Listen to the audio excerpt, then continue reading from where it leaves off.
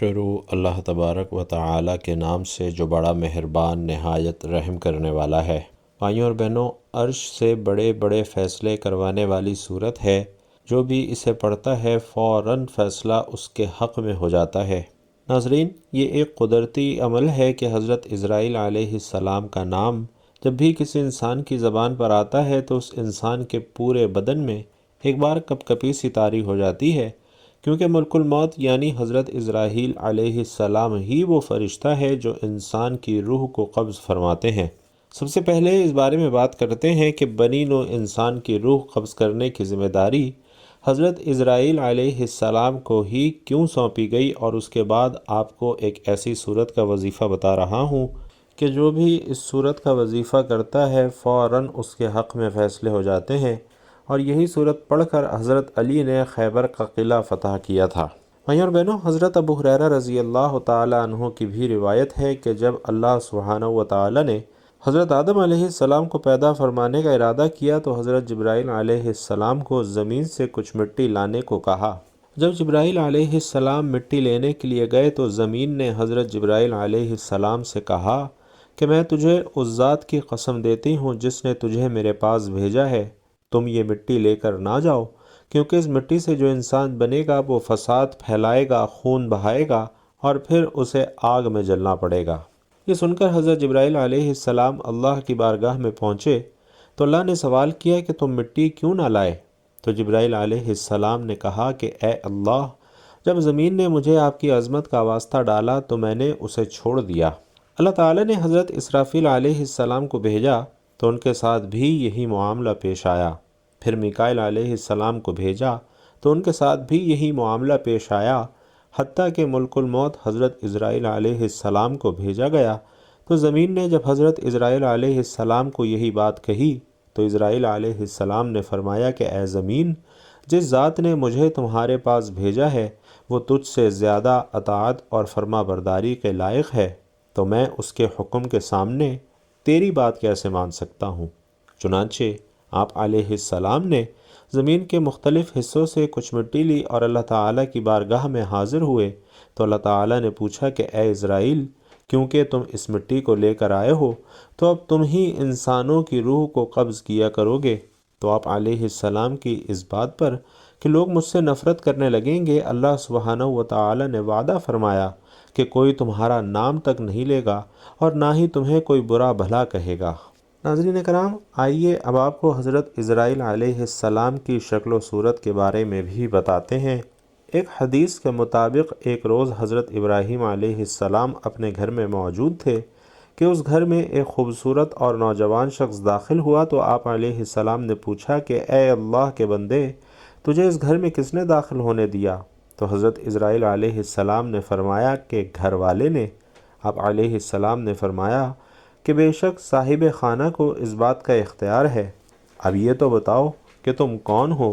اس نے کہا کہ میں ملک الموت ہوں۔ آپ علیہ السلام نے فرمایا کہ مجھے تمہاری چند نشانیاں بتائی گئی ہیں، مگر تم ان میں سے کوئی نشانی بھی نظر نہیں آ رہی۔ تو ملک الموت نے پیٹھ پھیر لی اور حضرت ابراہیم علیہ السلام نے دیکھا کہ ان کے جسم پر آنکھیں ہی آنکھیں نظر آنے لگیں اور جسم کا ہر بال نوک دار تیر کی طرح کھڑا تھا۔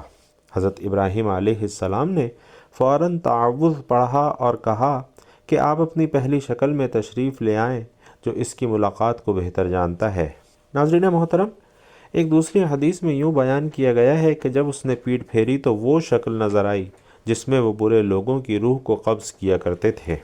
ابن عباس اور ابن مسعود رضی اللہ تعالی علیہ مجمعین کی روایت میں اس طرح سے ہے کہ حضرت ابراہیم علیہ السلام نے معلوم کیا تھا کہ اے اسرائیل، آپ مجھے وہ شکل دکھائیں جس میں آپ کفار کو نظر آتے ہیں، تو انہوں نے کہا کہ یہ آپ کی طاقت سے باہر ہے، اور پھر ملک الموت نے وہ صورت دکھانا شروع کی اور فرمایا کہ آپ اپنا منہ موڑ لیجئے۔ حضرت ابراہیم علیہ السلام نے جب دیکھا تو ایک سیاہ شخص کے سر میں آگ کے شعلے نکل رہے تھے، اس کے جسم سے بال کے بجائے تیر اور منہ سے آگ نکل رہی تھی، اور یہ منظر دیکھ کر آپ علیہ السلام پر غشی طاری ہو گئی تھی۔ اس کے بعد آپ نے دیکھا تو ملک الموت اپنی شکل میں موجود تھے اور پھر آپ نے انہیں کہا کہ ذرا یہ تو بتائیں کہ نیک کی روح کس طرح سے قبض کرتے ہیں؟ تو انہوں نے کہا کہ آپ اپنا منہ پھیر لیجئے، اور جب آپ علیہ السلام نے اپنا منہ پھیرا تو آپ کے سامنے ایک حسین نوجوان کھڑا تھا جس کے کپڑے سفید اور جسم مہک رہا تھا۔ آپ علیہ السلام نے یہ منظر دیکھ کر فرمایا کہ اگر مومن کو آپ کا دیدار نصیب ہو جائے تو اس کے لیے یہی کافی ہے۔ ایک مرتبہ اللہ سبحانہ و تعالی نے حضرت عزرائیل علیہ السلام سے پوچھا کہ تجھے کسی انسان کی جان قبض کرتے ہوئے کبھی اس پر رحم بھی آیا؟ تو حضرت عزرائیل علیہ السلام نے عرض کیا کہ اے اللہ، میرا ہر ایک کی روح کو قبض کرتے ہوئے دل دکھتا ہے، مگر آپ کے حکم سے روح گردانی کی مجال نہیں۔ ہاں، ایک ایسا واقعہ موجود ہے کہ جس کا دکھ میں ابھی تک نہ بھلا سکا، اور وہ غم تنہائی میں بھی میرے ساتھ رہتا ہے۔ عرض کیا کہ ایک جہاز سمندر میں سفر کر رہا تھا،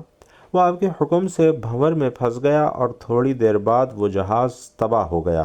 جہاز میں سوار کئی مسافر غرق ہو گئے، اور جو مسافر بچے ان میں ایک ماں اور اس کا نوزائیدہ بچہ بھی تھا، جو تباہ شدہ جہاز پر سمندر کی لہروں میں آپ کے رحم و کرم پر بہے چلے جا رہے تھے۔ تیز ہوا نے انہیں سینکڑوں میل دور سمندر کے کنارے پر پہنچا دیا۔ میں ماں اور بیٹے کے بچ جانے پر بہت خوش ہوا، لیکن پھر آپ کا حکم ہوا کہ ماں کی روح کو قبض کر لو۔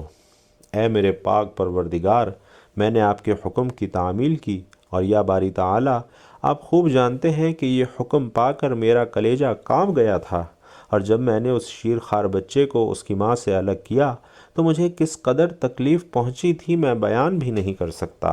پھر اللہ سبحانہ و تعالی نے دریافت فرمایا کہ اے اسرائیل، کیا تجھے معلوم ہے کہ بعد میں وہ بچہ کہاں اور کس طرح سے پرورش پاتا رہا؟ اس پر اسرائیل علیہ السلام نے عرض کیا کہ اے میرے مالک، یہ آپ ہی بہتر جانتے ہیں۔ تو اس پر اللہ سبحانہ و تعالی نے فرمایا کہ ہم نے سمندر کی موجوں کو حکم دیا کہ اس لاوارث بچے کو اٹھا کر ساحل سمندر پر ڈال دے، اور اس ساحل کے قریب ایک سرسبز و شاداب جزیرہ تھا۔ ہم نے پھولوں کو حکم دیا کہ بچے کے نیچے پھولوں کی سیج سجا دے، اور سورج کو حکم دیا کہ اس بچے کو اپنی تیز شعاؤں سے محفوظ رکھنا۔ بادل سے کہا کہ اس بچے سے ذرا فاصلے پر برسے، اور درختوں کی شاخیں خود بخود جھک کر پھل اور ان کا رس اس بچے کے منہ میں ڈال دیتی تھیں۔ پھر ہم نے اس جزیرے میں ایک شیرنی کی ذمہ داری لگائی کہ وہ روزانہ اس بچے کو دودھ پلاتی۔ شیرنی کے خوف سے بچے کے پاس کوئی جانور نہ آ سکتا تھا، اور اس جزیرے میں ہم نے خوشنما اور حسین پرندے بھیجے جو ہر وقت چہچہاتے تھے تاکہ اس بچے کا دل پریشان نہ ہو۔ ہواؤں کو حکم تھا کہ اس بچے کے آس پاس سے آہستہ گزریں تاکہ اسے کوئی تکلیف نہ ہو۔ اے اسرائیل، وہ تنہا اور بظاہر بے یار و مددگار بچہ پرورش پا کر خوب صحت مند اور بہادر بن گیا، اور ہم نے اس کے پاؤں میں کبھی کانٹا بھی نہ لگنے دیا، اور دنیا کی تمام نعمتیں اسے عطا کیں۔ ایک بادشاہ جنگل میں شکار کرتے ہوئے ادھر آ نکلا، اور وہ صحت مند بچے کو دیکھ کر بہت خوش ہوا اور اسے اٹھا کر اپنے محل لے گیا۔ اس کے ہاں اولاد نہ تھی، اور اس بادشاہ نے اس بچے کو اپنا بیٹا بنا لیا۔ بادشاہ کی موت کے بعد وہ اکیلا پورے تخت و تاج کا مالک بن گیا، اور غرور اور تکبر سے ہمارے بندوں پر ظلم کرنے لگا، اور ایسا سرکش نکلا کہ خود ہی خدا بن بیٹھا۔ اپنے بت بنوا کر انہیں سجدے کروانے لگا، اور اس طرح سے خاک کا بنا پتلا ہمارا ہی شریک بن بیٹھا۔ آخر کار ہم نے اس کی ہدایت کے لیے اپنے خلیل ابراہیم علیہ السلام کو اس کے پاس بھیجا، لیکن اس ظالم نے ہمارے پیارے کو بھی آگ میں پھینک دیا۔ اے اسرائیل، اس بچے نے میرے احسانوں کا کیا شکریہ ادا کیا؟ وہ سرکش نمرود بن کر اس وقت ایک بڑے ملک کا بادشاہ ہے، اور اسی نے میرے خلیل ابراہیم کو آگ میں جھونکا ہے، اور اب خدائی کا دعویٰ کر کے لوگوں کو میری راہ سے ہٹاتا ہے، اور اس طرح سے وہ اپنا حکم نہ ماننے والے لوگوں کو سخت ترین سزائیں دیتا ہے۔ یہ تمام واقعہ سن کر اسرائیل علیہ السلام نے عرض کیا کہ اے مخلوقات کے مالک، میں اس سرکش بچے کی حالت سے بے خبر ہونے کے سبب اپنے دل میں خیال اور ملال راتا رہا، اور یہ راز آپ مجھ سے بہتر جانتے ہیں۔ ناظرین کرام، حدیث مبارکہ میں حضرت اسرائیل علیہ السلام کا ایک اور واقعہ بھی ملتا ہے، جو کہ حضرت موسیٰ علیہ السلام کا حضرت اسرائیل علیہ السلام کو تھپڑ مارنے کے حوالے سے ہے، اور اس حوالے سے حضرت ابو ہریرہ رضی اللہ تعالیٰ عنہ فرماتے ہیں کہ ایک دفعہ موت کے فرشتے کو حضرت موسیٰ علیہ السلام کی طرف انسان کی صورت میں بھیجا گیا۔ جب وہ فرشتہ آیا تو حضرت موسیٰ علیہ السلام نے اسے تھپڑ مار کر اس کی آنکھیں پھوڑ دیں۔ وہ اپنے رب تعالیٰ کے پاس واپس گیا اور عرض کیا کہ اے اللہ، تو نے مجھے ایسے بندے کی جانب بھیجا جو مرنا نہیں چاہتا۔ تو اللہ تعالیٰ نے اس کی آنکھ اپنی حکمت سے درست فرمائی اور فرمایا کہ ان کے پاس دوبارہ جاؤ اور انہیں کہو کہ اللہ فرماتا ہے کہ اپنا ہاتھ کسی بیل کی پشت پر رکھیں، انہیں ہر بال کے عوض جو ان کے ہاتھ میں آئے گا 1 سال کی زندگی ملے گی۔ حضرت اسرائیل علیہ السلام دوبارہ حضرت موسیٰ علیہ السلام کے پاس گئے اور انہیں اللہ کا یہ پیغام پہنچایا۔ حضرت موسیٰ علیہ السلام نے پوچھا کہ اے میرے رب، پھر کیا ہوگا؟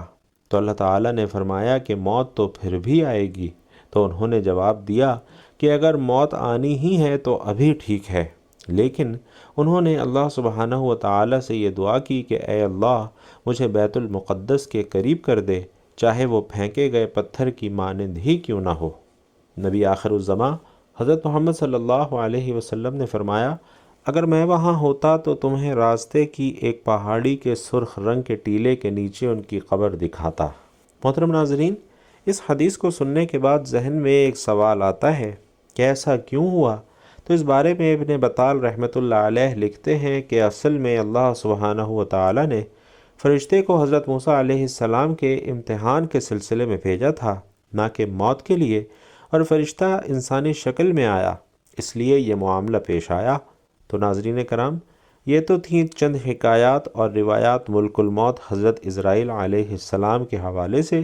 اور اب آپ کو حضرت اسرائیل علیہ السلام کا بارگاہ مصطفیٰ صلی اللہ علیہ وسلم میں حاضری کا ایمان افروز واقعہ بھی بیان کرتا ہوں۔ روایات میں آتا ہے کہ اللہ سبحانہ و تعالیٰ نے ملک الموت کی جانب وحی فرمائی کہ میرے حبیب اور محبوب محمد مصطفیٰ صلی اللہ علیہ وسلم کی طرف جاؤ اور انتہائی خوبصورت شکل اختیار کر کے حاضری دینا، اور آپ علیہ السلام کی روح قبض کرنے میں بہت زیادہ نرمی سے کام لینا۔ حضرت اسرائیل علیہ السلام زمین پر اترے اور ایک اعرابی کی طرح آپ صلی اللہ علیہ وسلم کے دروازے پر آ کر دست بستہ کھڑے ہو گئے اور پھر سلام عرض کیا اور عرض کیا کہ اے رحمت للعالمین، کیا مجھے اندر آنے کی اجازت ہے؟ حضرت عائشہ رضی اللہ تعالیٰ عنہ نے حضرت بی بی فاطمہ رضی اللہ تعالیٰ عنہ سے کہا کہ اس آدمی کو جواب دیں، تو فاطمہ رضی اللہ تعالیٰ عنہ نے کہا کہ اے اللہ کے بندے، اللہ تجھے ہر قدم پر اجر عطا فرمائے۔ رسول اکرم صلی اللہ علیہ وسلم کی طبیعت اس وقت بہت ناساز ہے، لہٰذا بعد میں آنا۔ اس نے دوبارہ صدا دی تو حضرت عائشہ رضی اللہ تعالیٰ عنہ نے حضرت فاطمہ رضی اللہ تعالیٰ عنہ سے کہا کہ اس آدمی کو جواب دو، تو حضرت فاطمہ رضی اللہ تعالیٰ عنہ نے اس آدمی کو پھر سے مخاطب کیا کہ اے اللہ کے بندے، اللہ آپ کو ہر قدم پر اجر عطا فرمائے۔ رسول اکرم صلی اللہ علیہ وسلم اپنے نفس میں مشغول ہیں۔ تھوڑی دیر گزرنے کے بعد اس نے پھر سے صدا دی کہ کیا میں اندر داخل ہو سکتا ہوں؟ مجھے ضرور اندر داخل ہونا ہے۔ تو رسول اللہ صلی اللہ علیہ وسلم نے حضرت اسرائیل علیہ السلام کی آواز سن لی اور فرمایا، اے فاطمہ، دروازے پر کون ہے؟ انہوں نے فرمایا کہ اے اللہ کے رسول، ایک اعرابی شخص دروازے پر اندر آنے کی اجازت مانگ رہا ہے۔ ہم نے اسے 2 مرتبہ جواب دے دیا ہے اور اس نے تیسری مرتبہ پھر سے صدا دی ہے، جس سے سن کر میری جان کانپنے لگی۔ تو رسول اللہ صلی اللہ علیہ وسلم نے فرمایا کہ اے فاطمہ، کیا تو جانتی ہے کہ دروازے پر کون ہے؟ یہ لذتوں کو ختم کرنے والا ہے، دوستوں کو جدا کرنے والا ہے، عورتوں کو بیوہ کرنے والا ہے، بچوں کو یتیم کرنے والا ہے، گھروں کو بے آباد اور قبروں کو آباد کرنے والا ہے۔ یہ ملک الموت ہے۔ اور پھر آپ علیہ السلام نے فرمایا کہ اے ملک الموت، اللہ آپ پر رحم کرے، داخل ہو جائیں۔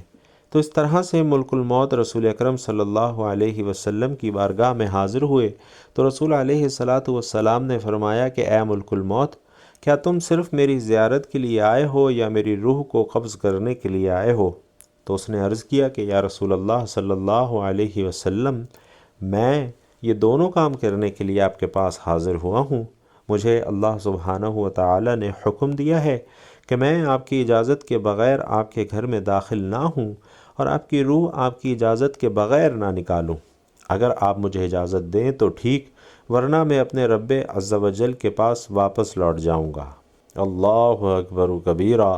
ناظرین، یہ شان ہے ہمارے پیارے آقا صلی اللہ علیہ وسلم کی کہ آپ علیہ الصلاۃ والسلام کی اجازت کے بغیر آپ کی روح قبض کرنا تو درکنار، آپ کے گھر کے اندر داخل ہونے کے لیے بھی فرشتے آپ کی اجازت کے منتظر ہوتے۔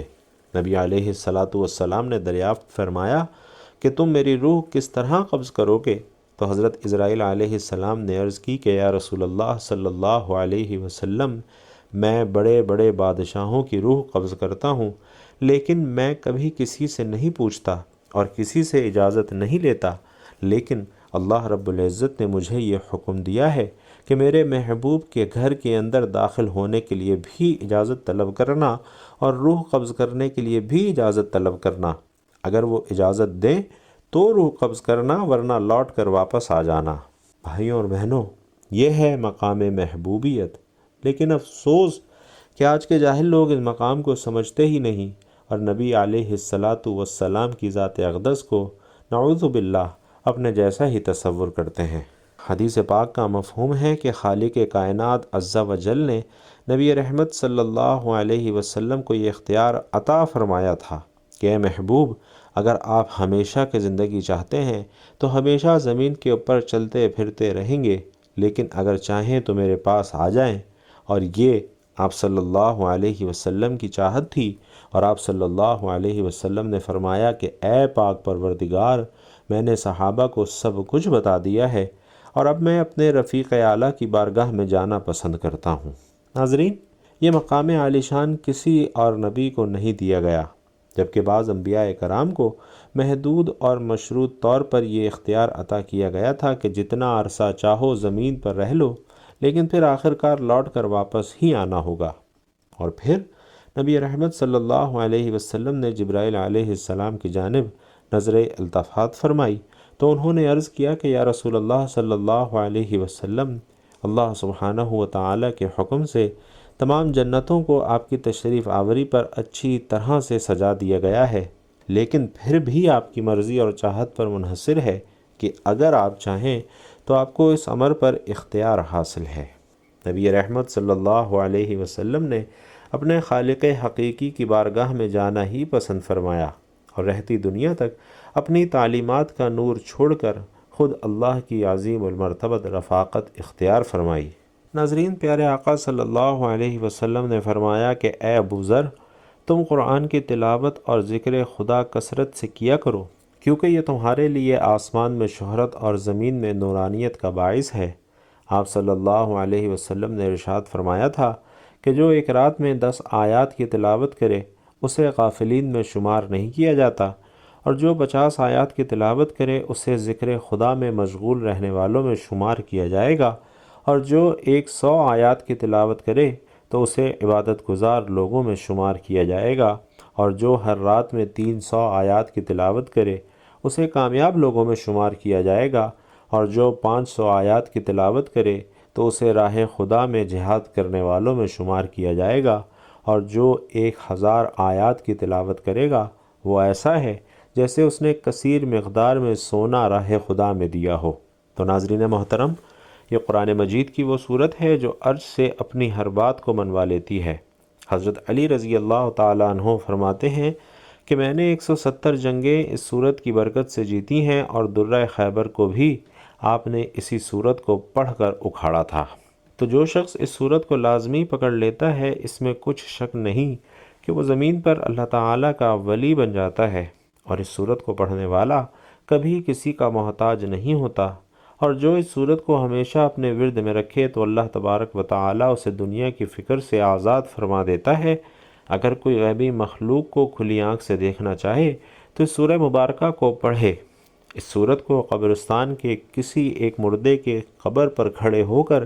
ایک مرتبہ پڑھے اور اس کا ثواب اس قبر والے کو ایصال کر دے تو 300 سال تک اس قبر کے مردے کو عذاب نہیں ہوگا۔ اور ناظرین، یہ پیاری سورت المزمل ہے جو اپنے پڑھنے والے کے حق میں عرش سے بڑے بڑے فیصلے کروا لیتی ہے اور اپنی ہر بات کو منوا لیتی ہے۔ ہر روز کم سے کم ایک مرتبہ اس سورت کو لازمی پڑھیں، اگر آپ چاہتے ہیں کہ آپ زندگی میں کبھی کسی کے محتاج نہ ہوں اور زندگی کے ہر موڑ میں کامیاب ہوں اور کامیابی آپ کے قدم چومے، آپ کے گھر میں رزق اور دولت کی بارش ہونے لگے، فتح اور کامرانی اور عزت و شہرت آپ کا مقدر بنے، تو سورۃ المزمل کو ہر روز کم سے کم ایک مرتبہ لازمی پڑھیں۔ اس سورہ مبارکہ کی تلاوت کو ہر روز اپنی زندگی کا حصہ بنا لیں تو انشاءاللہ تبارک و تعالی آپ کی تقدیر بدل جائے گی۔ اللہ سبحانہ و تعالی سے دعا ہے کہ ہم سب کو نیکی کی بات سننے، سمجھنے اور اس پر عمل کرنے کی طاقت اور توفیق مرحمت فرمائے۔ میرا سنانا اور آپ کا سننا اپنی بارگاہ میں قبول و منظور فرمائے، آمین یا رب العالمین۔ بھائیوں اور بہنوں، آخر میں آپ سے درخواست ہے کہ بیان اچھا لگا ہو، ویڈیو پسند آئی ہو تو کمنٹ باکس میں ایک مرتبہ صدق دل سے پیارے آقا صلی اللہ علیہ وسلم کے لیے ایک پیارا اور مختصر سا درود صلی اللہ علیہ وآلہ وسلم ضرور لکھتے جائیے گا۔ اللہ سبحانہ و تعالی آپ سب کا حامی و ناصر ہو، آمین یا رب العالمین۔